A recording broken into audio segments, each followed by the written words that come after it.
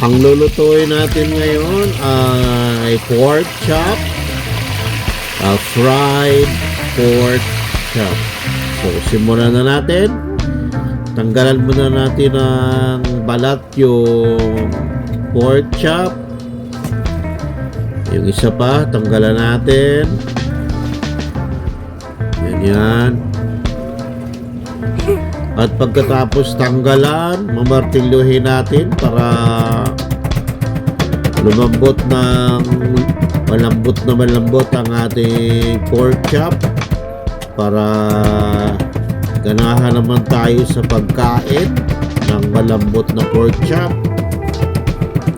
Yan, ganyan. Mamartilyuhin lang natin.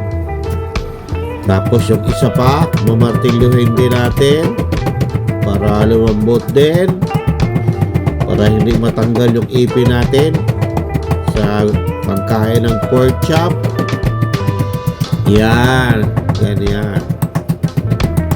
Yun. At pagkatapos, ayan na ang ating namartilyo ng pork chop. So, titimplahan na natin. Lagyan natin ng laurel. Lagyan natin ng toyo. Tapos, lagyan natin ng suka. Ang nalagay ko dyan, sukang pinakurat.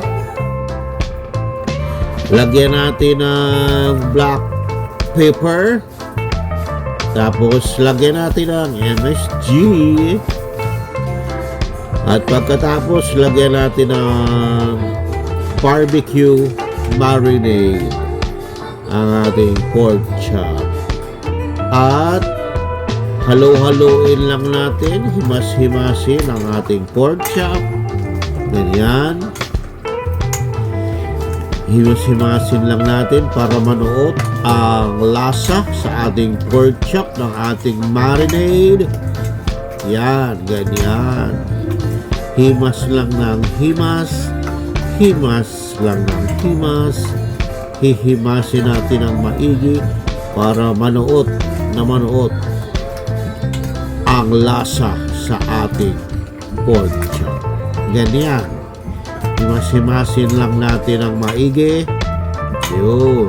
Piga-pigain para pumasok at manuot sa laman ng ating pork chop. Yan. Ganyan. At piprituhin na natin. Iyon. Ganyan. Iyon. Yan, piprito lang natin.